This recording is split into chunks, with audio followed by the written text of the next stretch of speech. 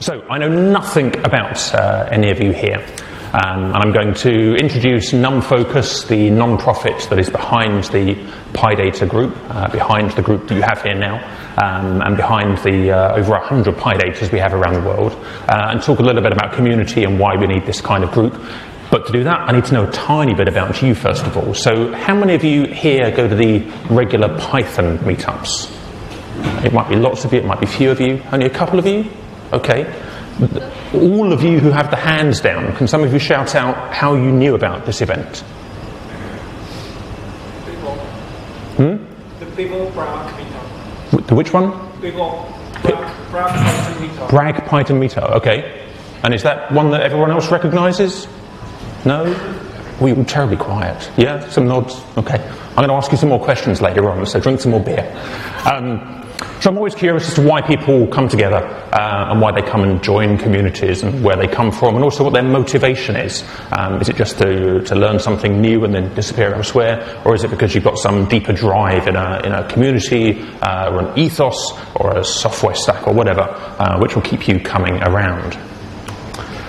A tiny bit about me. So I'm an engineering data scientist. I say that because there are many data scientists who came out of university with a PhD, so they have some kind of formal training in that.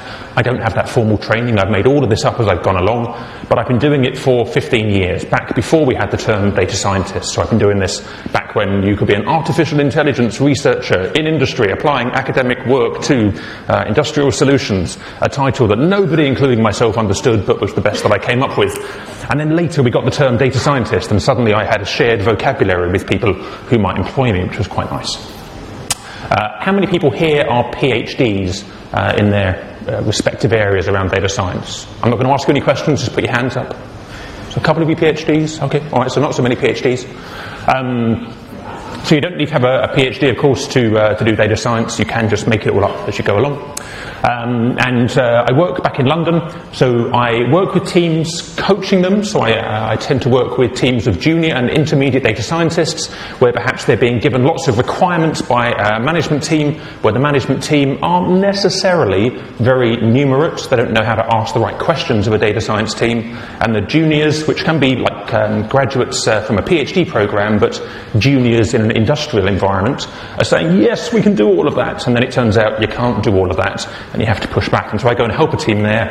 I provide training, and then I solve problems with companies. And I really love doing this. I really enjoy how ignorant I am, and how after 15 years I only realise just how much more ignorant I am than when I started. And I'm massively driven by the idea of trying to fill in all those holes. And of course, as our domain expands, those holes get bigger and bigger. And it's kind of terrifying, but it's kind of brilliant too. As I mentioned, I'm one of the co-founders of PyData London. I wrote a book on high-performance Python with O'Reilly some years ago, and I work with a whole bunch of different companies. So, why do we care about community building? So this first talk, 20 minutes, is about community and NumFOCUS. And so we get the things, and Andre's slides kind of stole some of this thunder. In fact, Andre, some of your slides steal a bunch of the bits I was going to talk about. So we have shared values we want to promote. Maybe we want to collaborate with other people who have shared ideas on techniques or domains of interest. Maybe we want to find new friends. So I talk later about why I started the meetup in London, and it was because I couldn't find anyone to share a beer with me and talk about data science way back when. And it turns out now I've got lots of people who like talking about this stuff. But probably the thing that unifies a lot of people, many of you here, is this idea of having access to high quality software, so techniques and software that solve our problems. Behind all of this, if we build a community, there are interesting things we want to do. Typically they require some money and some organisation, and then that leads us to the problem of lots of boring problems that need solving. So who knows of the PSF, the Python Software Foundation? Just a show of hands? Okay, only a handful of you. So the Python Software Foundation is the non-profit entity in the United States that, amongst other things, defends the Python trademark around the language, and it provides lots of governance around the source code so that other companies can't steal it, manipulate it, call it their own, and turn it to their own evil corporate ends. And so it provides a level playing field for the rest of us to use the Python language, and NumFOCUS is the equivalent that we have. for the data science world. Several years ago, there was some kind of trademark concern. A company in Europe was trying to take on that trademark as their own. Python is ours, they said, and the PSF had to defend the trademark. And so that's one of the boring things that none of you want to worry yourselves with, but you'd be awfully upset if you were a Python programmer one day, and the next day you had to pay a license fee to some other company to say, I'm a Python programmer.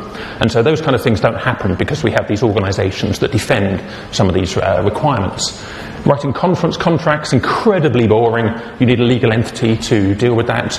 Marketing, so the PyData brand markets our PyData organizations around the world and promotes them so they're more visible, so that we haven't got to invest all of our time doing that marketing. And things like managing grants, and I'll talk about those in a moment as well.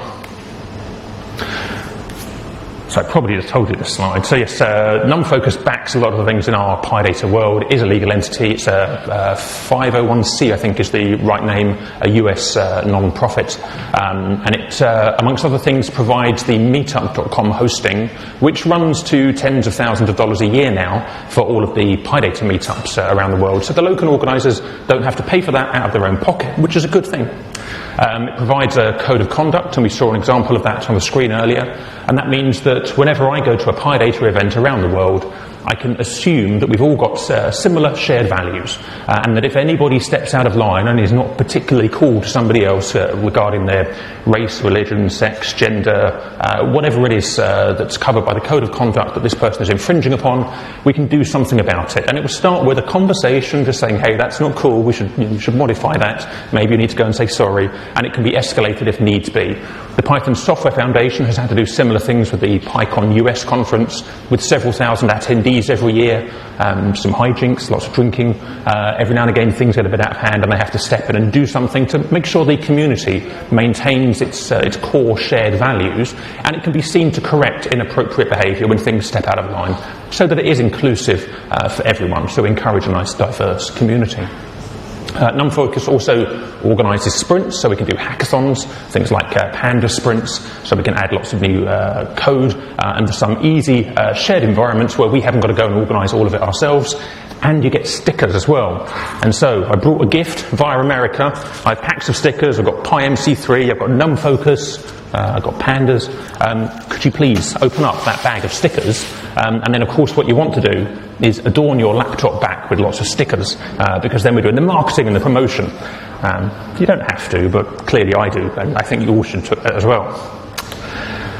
So look at this screen. This is all of the projects, almost all of the projects that are currently primarily supported through NumFOCUS. Put up your hand if you use at least one of these on a daily basis. I'm not going to ask you any questions, so just freely put your hands up. So hands up, hands up, hands up.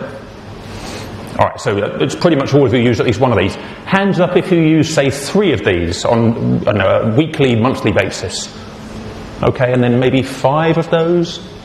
I mean, I can't even name all of these. Okay, so a lot of you use at least some of the tools that are financially backed by NumFOCUS.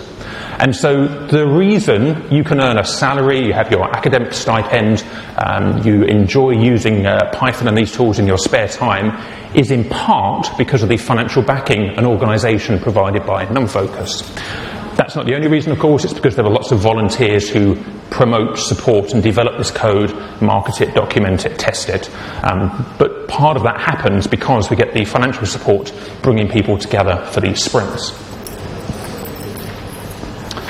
So what kind of results do we get out of the NumFOCUS backing? So we get lots of funding arranged by companies supporting NumFOCUS or by conferences.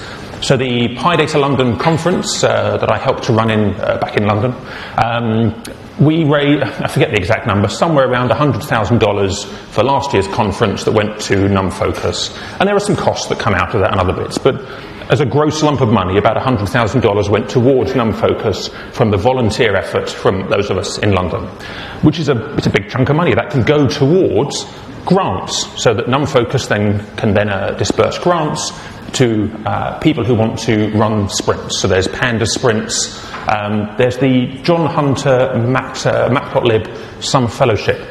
Put your hands up if you use Matplotlib. I mean, that's probably all of us, I'm guessing.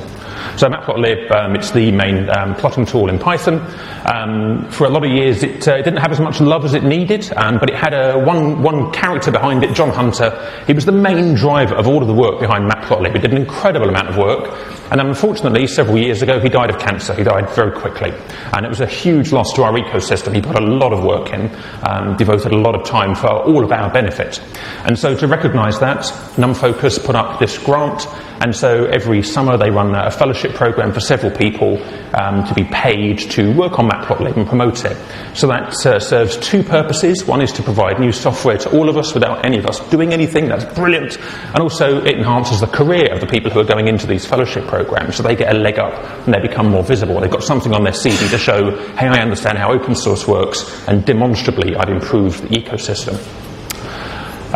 So the Google Summer of Code project is supported via some of this NumFOCUS work. Has anyone been a Google Summer of Code member? Has anyone mentored somebody in the GSOC program? I haven't. No. It started out in the US and it's drifting across the world.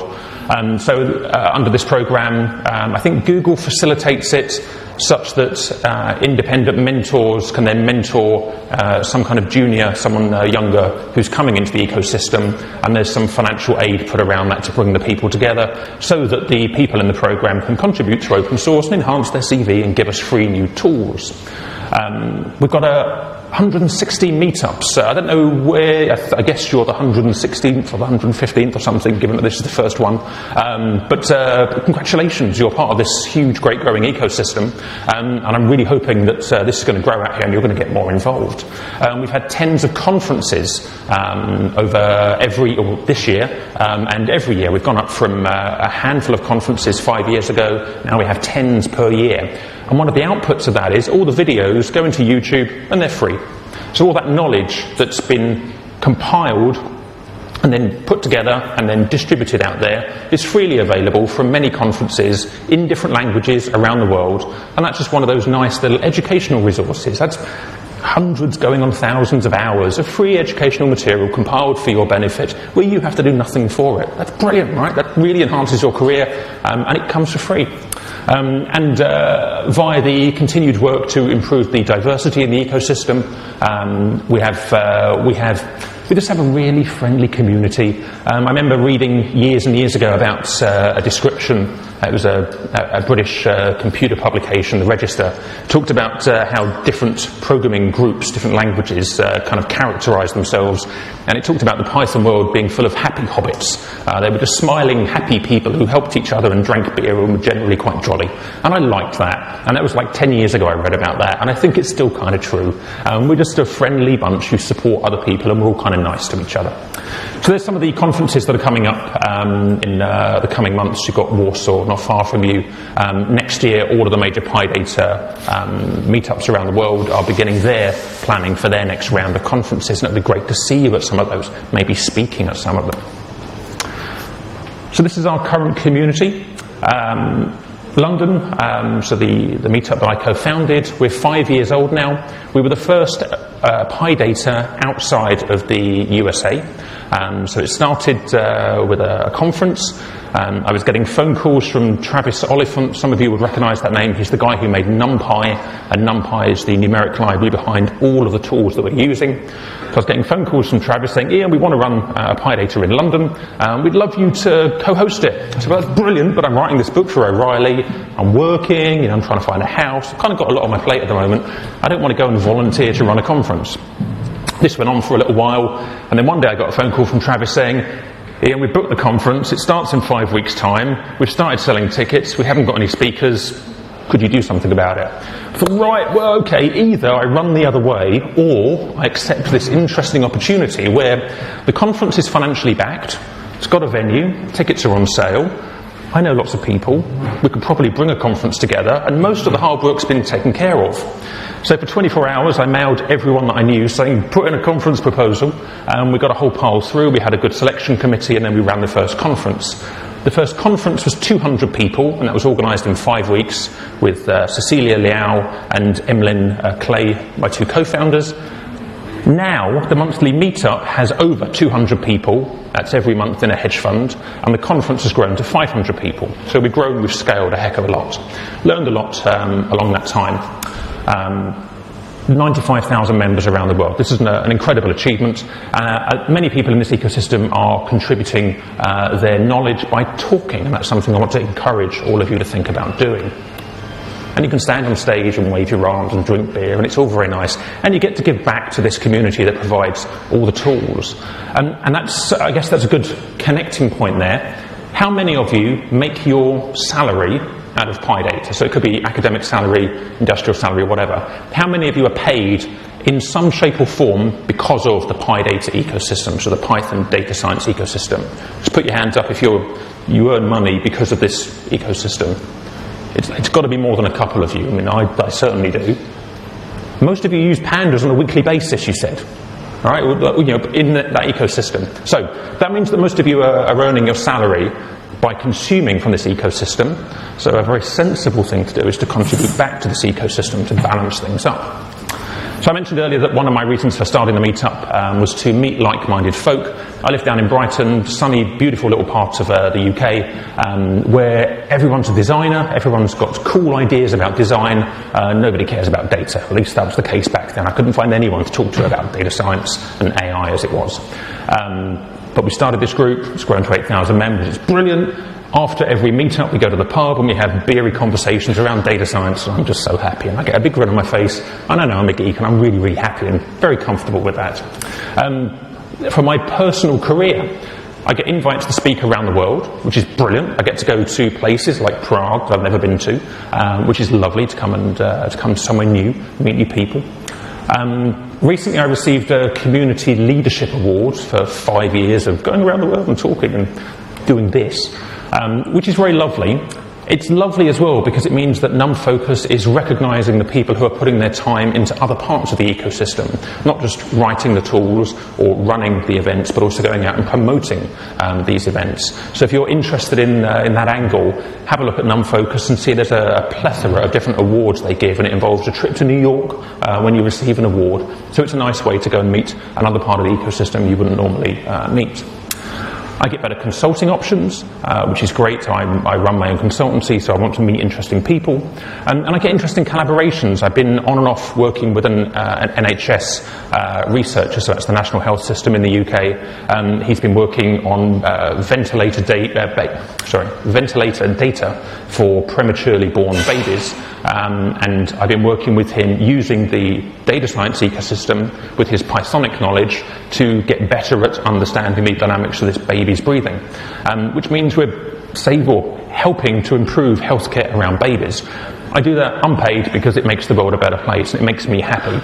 These different opportunities are all available to you if you get more involved and more prominent in this ecosystem. So I'm going to finish here. There are a couple of tips for running a successful meetup, an ecosystem around it. We're going to have a chat tomorrow and have a little workshop around how to do this to promote growth here in your ecosystem. Some of the most obvious points are run the events regularly and have high quality speakers.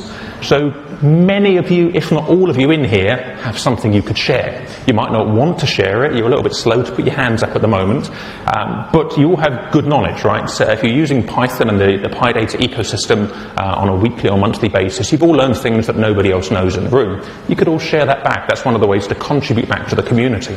So many of you here could be speakers. You could do a 5-minute talk, you could do a 20-minute talk or a 30-minute talk. This opportunity is available to you. Make your speakers and make your organisers famous. So anyone who's volunteering in this ecosystem, they should get something out of it. So when one of you stands up, you spend hours or days writing a talk, and you get up in an evening and give the talk, everyone around you should try and do a little bit to make you a bit more famous. That's my humble opinion, but I'm pretty strong in that opinion. I figure anyone volunteering their time to strengthen the ecosystem should get something back, and at least recognition and thanks. Networking, so we drink beer, we talk to each other, you never know who you might meet and where that might lead. You can join NumFOCUS either as a financially supporting member or just join the mailing list and read about what's going on. And my top tip here for you is just be creative. Don't worry about what NumFOCUS might mean in your mind and what PyData might mean and what the rules and regulations might be.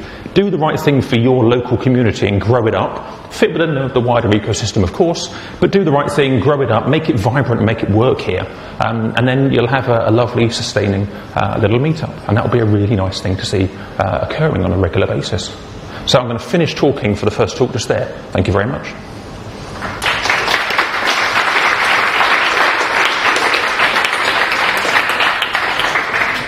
Should I take questions? Are there any questions? I'll be around for beer afterwards. I'm happy to talk then as well. Any questions? If not, I'll move on to the second talk. No questions? Okay. All right, so the second talk is very different in nature.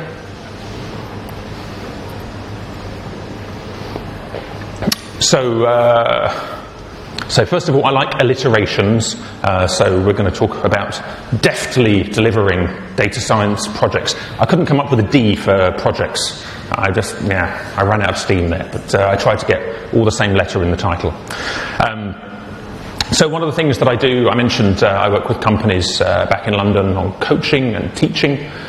One thing I work quite hard on is the strategic side of how do we make teams work, how do we make the wider team work, so the data science in a company in the whole, from management all the way down, what does a plan look like?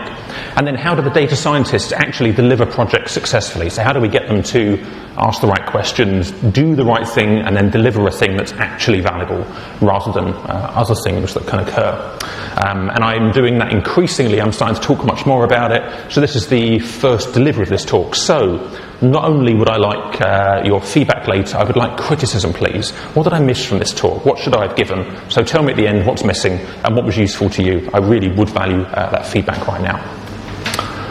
So you know who I am. I wrote a book. I've been doing this for a very long time. Before I tell you what my observations are on where the problems are in delivering data science projects, I was trying to warm you up with the previous talk, I need some feedback from you now. I'd like a couple of observations from you on personal observations or just observations you've seen around you. Why is it that data science projects don't necessarily get delivered successfully? And a bunch of you do this on a weekly or monthly basis because you're using all of the tools, so you must have experiences. Sometimes you just don't get the data. Okay. Especially when working in more complex organizations. Absolutely. So missing data, that's one of my points, definitely. What other points are there? What other reasons are there why things don't work? Too high expectations. Too high expectations? Yep, definitely. No clear idea what to do with the data. We have some data, let's get analysis for it. Yeah, absolutely. That's a good one. So you do magic. Make money. Just here's the thing. Make me famous. And yeah, that's what do we do with it? Any others? Give me one more. Wrong questions. Wrong questions. Ooh, what do you mean by that? Well, when the question is not defined clearly at the beginning and in the middle of the project you actually don't know what you're asking for. Yep. Okay. So these are my observations, and I think it just mirrors what you've been saying. That desire for magic. Here's some data. I'm the boss. I want a Ferrari. Make me a Ferrari. But I don't know how. I don't know what I need. I don't know what I've given you. I just want a Ferrari. And that desire for magic is infuriating. And the second one, vanity projects. So my mates in other companies have data science teams, so I want a data science team too.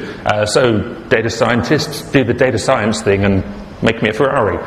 But without any desire to actually see a real thing coming through, and no strong need, probably no data. That lack of technical leadership, that's a problem that I encounter, where I have to talk not just to the data scientists who could be very well trained, but not trained in how to deal with management, and then I have to turn to the management and say, right, you've got special people here. You can't just say go and do magic and expect something to occur when you have no idea what you need or what the data looks like. We need to think about what the technical leadership looks like and what it means to manage a project that isn't just technical. So it's not just being a CTO and managing a software project with some well-defined outcomes and some known technologies, but also you've got unknown data and unknown methodology in there. So you've got three things that can confound, and those uncertainties can multiply together.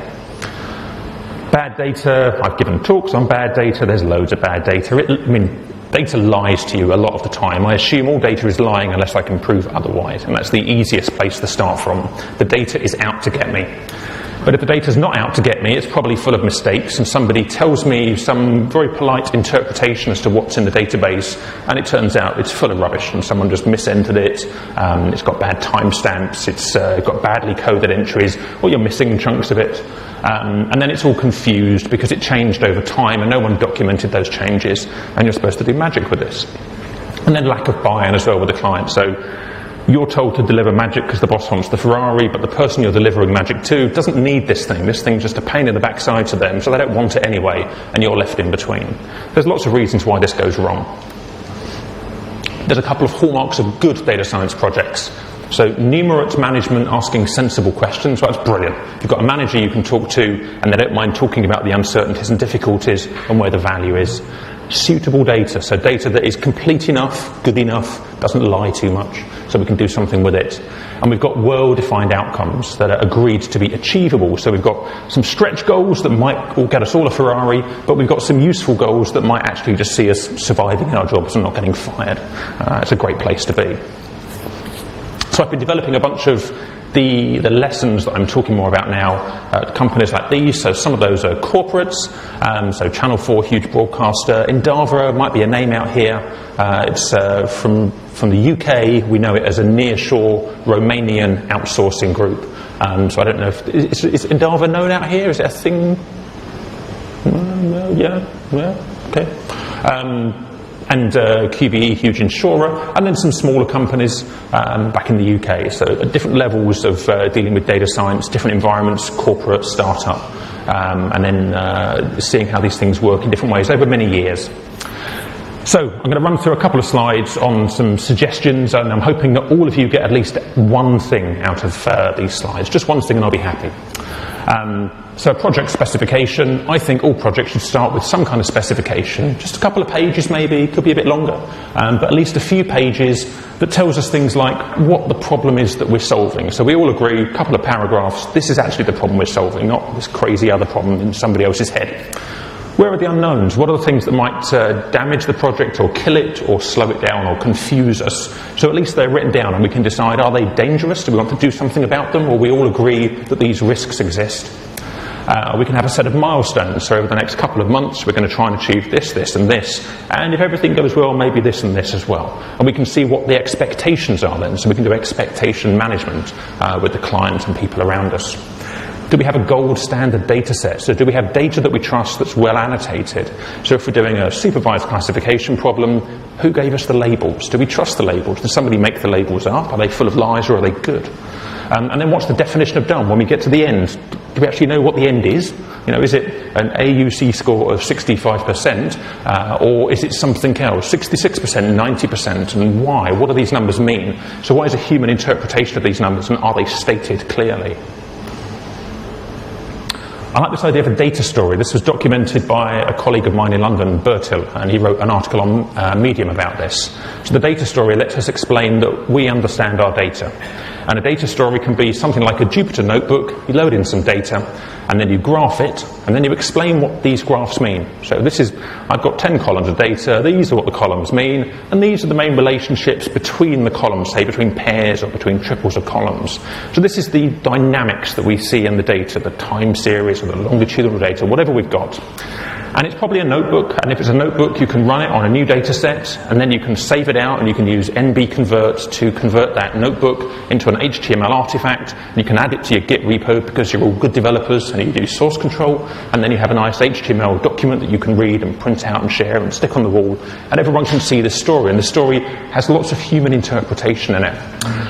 Bertil has a really good rant about dirty data, just crappy data in general. So if you don't think you know enough about dirty data yet, read Bertil's story. And if you want to read about exploratory data analysis and documenting the data you've been given, I really recommend Bertil's article. Just search for what does bad data look like.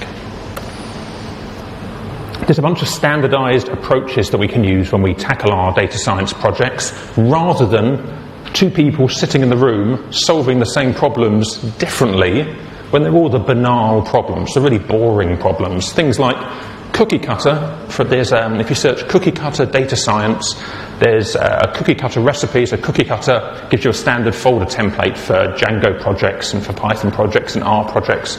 There's one for data science for Python. It gives us a standard layout and a bunch of standard ways of writing the beginnings of our notebooks, so that you haven't got to think about where do I store my data and how do I process my data and how do I first visualize my data. There's a standard for it. It's nice and easy. Everyone has some criticism of it because it's a standard, of course they do, but it just takes away one set of uncertainties so you can get going a bit quicker. Pandas profiling, it's a brilliant tool. So pandas profiling is the diagram on the bottom right. Every time you get a data frame and you do .describe and .info, you're describing the data numerically, and then maybe you do some graphs out of that. Pandas profiling has some JavaScript widgets full of graphs describing your data visually, and you can export that as an HTML file, and then you get an artifact to put into your Git. Watermark in the top right tells you the libraries that you've got installed and all the version numbers that you're using in your project setup, so that in 6 months' time when you come back to your project, you can see which libraries you'll be using so you can recreate it somewhere else. Just makes a boring problem go away. And put your hands up if you're using Anaconda, the Anaconda environment. Probably lots of you, more of you should be using it. Anaconda takes away all those boring problems with installing libraries and then transferring the setup between machines. I strongly recommend you all just switch to Anaconda and take away the boring problem of library management, because it just solves a lot of problems. Everyone needs to improve their code quality, and if you're not collaborating and having your code reviewed by other people, then your code will suffer as a result. And so there's a bunch of things you should be doing around that, so I always strongly encourage criticisms of code and techniques for improving it. Some easy ways are using assert statements inside your notebooks to encode your assumptions. So in 6 months' time, when you come back and you wonder if the age column really meant ages of humans, which means they must be positive integers probably less than 120, or ages in days, or ages of something else, if you have an assert statement saying assert age less than 120 and greater than 0, we know what our range is and we don't forget about this. Whenever you get duplicated code, you want to refactor it, so take the duplicated blocks out, probably put it into a Python file, and if you're doing that, then you've only got one place to edit one bit of logic rather than duplicated logic, and if you've got one place, you can start testing it with unit tests. Put your hands up if you write unit tests. Some of you, great. The rest of you, write unit tests. They really make your life easier when you come back later on, you make a bit of change in your code, you run your test, and something else breaks. And your unit test can point out some other assumptions you made a while ago where you've modified some other bit of code and it's had a knock-on effect. Rather than being ignorant of that knock-on effect, it becomes very visible. And so you don't start shooting yourself in the foot. We can do visual reports, so diagrams, two-dimensional, one-dimensional diagrams with an analyst's interpretation explaining what we're seeing in the data. So not just graphing it and then being lazy because we know what that graph means and we forget to explain it, but actually writing down the explanation so a colleague can read it, or in 6 months' time when we come back to it, you can go back to it and go, that's what I was doing right, because I've reminded myself what it was that I was doing there. And it goes into your Git repo, of course, and so it's all there for all time. And there are tools like Yellowbrick, which give you diagnostic visual outputs from your scikit-learn machine learning. There are lots of diagnostic visual tools out there. I strongly recommend you give them a go. And for code quality, who does code reviews? Who's been involved in code reviews? Again, not enough of you. And not enough of most people, it turns out. Code reviews is where you sit down and a colleague sits down and the colleague looks at your code and criticises you. And, we don't like that. We never like that. But it turns out they probably ask good questions. And then we sit down and code review their code and we ask them good questions. And then both of our code qualities improve because we fix the things that are obviously wrong. You can have checklists for that. You can follow the coding conventions like PEP8. There's NBDime to do diffing on notebooks, just like diffing modules, but instead the notebooks, that's the diagram in the bottom right, they're full of JSON output. They're quite hard to do a regular diff on, but NBDime gives you that diffing in the browser for free, really nice. And then this idea of a data defense, so defending your code to a colleague, explaining, I did this modeling this way with this kind of data, and obviously the answer is this, and then your colleague asks you a difficult question about your approach, or even just says, but wasn't that data out of date? And you go, heck yeah, it probably was actually. And so it's a little bit like having a code review, but it's a review upon your methodology. And it's a very honest way to start defending your code. If you get through some of those, you can really begin to trust that actually my code is good and my methodology is good. If you never do those things, you have to ask yourself, how do I know that what I've written actually works and is solving the real problem? You need to be delivering to a client. It could be an academic client or a commercial client. It doesn't have to be a finished delivery, of course, but some kind of continuous delivery. So early on, just doing reporting and then building up to whatever user interface or app you might ultimately be delivering. So rather than trying to do some kind of huge bang final delivery and hooray, we hope it works, but lots of little deliveries, I found that's the very same way to iron out all the little problems. Because as soon as you start delivering, clients begin to ask you questions about, well, how did you deal with that really weird thing that I remember now happened to the data 5 years ago? And they've never mentioned that thing before. But until you get to delivery, no one thinks about some of those weird things, so it highlights a bunch of uncertainties from the outside of your project, which is incredibly useful. And there's a project called Papermill from Netflix, where they're working to productionize notebooks without any code rework. So you take your notebook and then you deploy it, because you've written it with a couple of extra tools, so you can use it in R&D, and then you can deploy it to 1,000 machines and go and do a grid search on it, or go and put it out in a scaling cluster for responding to client requirements.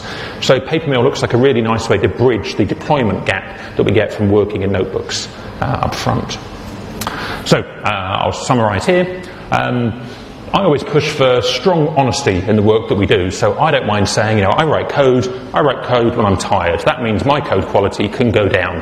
And probably because I've written my code, I'm not going to notice that the code quality has gone down. I need a colleague to sit there and say, Ian, that comment makes no sense, the variable names are rubbish, and that function's way too long, and you should refactor it and clean it up and put a unit test around it. And I go, yeah, okay, I was being lazy. I really should go and do those things. So we need to be honest in all of our work.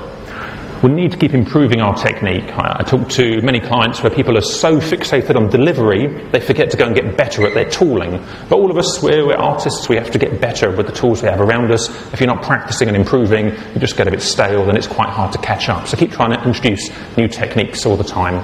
And keep communicating your results. That's the biggest takeaway. Keep sharing your results and sharing your method, and that way you get interesting questions coming back, and that way you've got a chance to fix any problems and deliver a good final result. And that makes your clients happy. And I'll finish there. Thank you very much.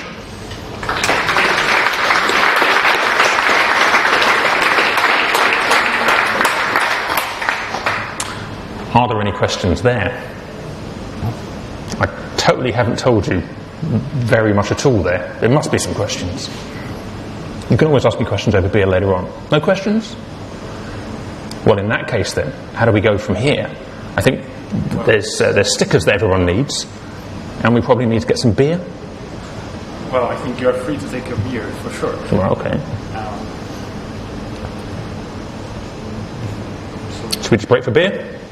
Yeah. Okay. Well, in that case, thank you very much. If there are no questions, then we can take a short break, maybe 5 minutes, get a beer, get some food, and then we're going to continue with the second talk. Okay. All right. Thank you very much, everyone.